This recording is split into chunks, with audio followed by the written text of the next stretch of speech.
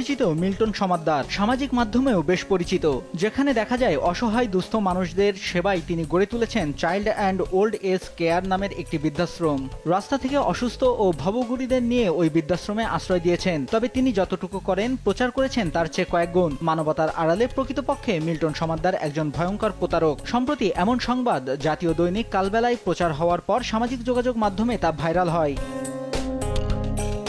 গণমাধ্যমটি জানিয়েছে, ঢাকার দক্ষিণ পাইকপাড়ায় মিল্টন সমাদ্দারের বৃদ্ধাশ্রমের কাছেই বাইতুল সালাম জামে মসজিদ রয়েছে। বৃদ্ধাশ্রমে মারা যাওয়া ব্যক্তিদের একসময় ওই মসজিদে বিনামূল্যে গোসল করানো হতো। তার মানবিক কাজে উদ্বুদ্ধ হয়ে মসজিদ কর্তৃপক্ষ তাকে এই সুবিধা দিয়েছিল। তবে গোসল করানোর সময় দায়িত্বপ্রাপ্ত ব্যক্তিরা প্রায় প্রতিটি মরদেহের বিভিন্ন স্থানে কাটাছেঁড়ার দাগ শনাক্ত করেন। এ বিষয়ে মিল্টন সমাদ্দারকে প্রশ্ন করে মসজিদ কর্তৃপক্ষ। এরপর তিনি ওই মসজিদে মরদেহ পাঠানো বন্ধ করে দেন।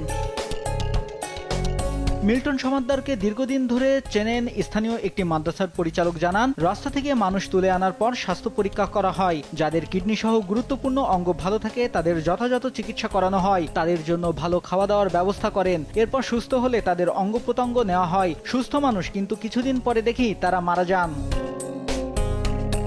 চাইল্ড অ্যান্ড ওল্ড এজ কেয়ারে কর্মরত নাম প্রকাশ না করার শর্তে একজন গণমাধ্যমটিকে আরও জানিয়েছে, কোনো রোগী অসুস্থ হলে সরকারি হাসপাতালে নেওয়া হয় না, এখানে রেখেই চিকিৎসা করা হয়। কারণ তিনি চান না কেউ পুরোপুরি সুস্থ হোক, এটা তার ব্যবসা।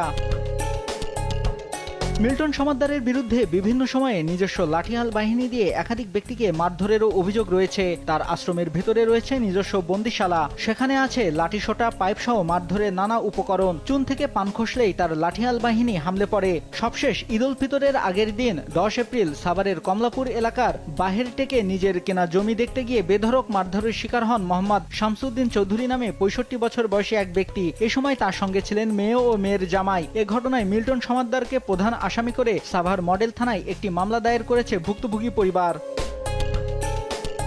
এদিকে মিল্টনের ভয়ে নিজের বাড়িতে যান না স্থানীয় খ্রিস্টান পাড়ার অনেক মানুষ। তাদের মধ্যে একজন হেমন্ত রোজারিও। মিল্টনের আশ্রমের পাশে তার একটি জমি রয়েছে। স্থানীয় এক ব্যক্তির কাছ থেকে তিনি ওই জমিটি কিনেছেন। পরে মিল্টন সমাদ্দার জমিটি কিনে নিতে চান, তবে তিনি বিক্রি করতে রাজি হননি।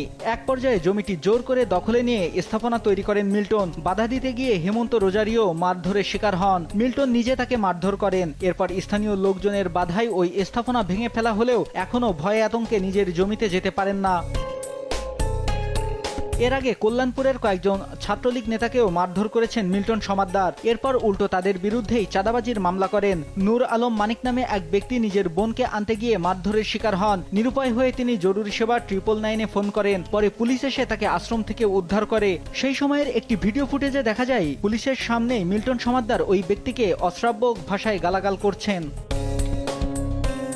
বরিশালের চন্দ্রকোনা খ্রিস্টান মিশনারি চার্চ দখলের চেষ্টার অভিযোগ রয়েছে মিল্টন সমাদ্দারের বিরুদ্ধে। দখলের উদ্দেশ্যে তিনি ধর্ম মন্ত্রণালয়ের সিল স্বাক্ষর জাল করে চার্চের নতুন কমিটি গঠন করে বরিশাল জেলা প্রশাসককে একটি চিঠি দেন। ওই কমিটিতে সভাপতি করা হয় মিল্টন সমাদ্দারকে। কমিটির বাকি সদস্যদের প্রায় সবাই মিল্টনের পরিবারের সদস্য ও আত্মীয় স্বজন। তবে এ বিষয়ে কিছুই জানতেন না চার্চের দায়িত্বরত যাজকরা। পরে তারা ধর্ম মন্ত্রণালয়ে যোগাযোগ করলে মন্ত্রণালয় থেকে তাদের জানানো হয় এ ধরনের কোনো চিঠি ইস্যু করা হয়নি। এরপর তারা কোর্টে মামলা করলে কোর্ট জালিয়াতি করে চার্চ দখল করতে চাওয়া ব্যক্তিদের ওই চার্চের সীমানায়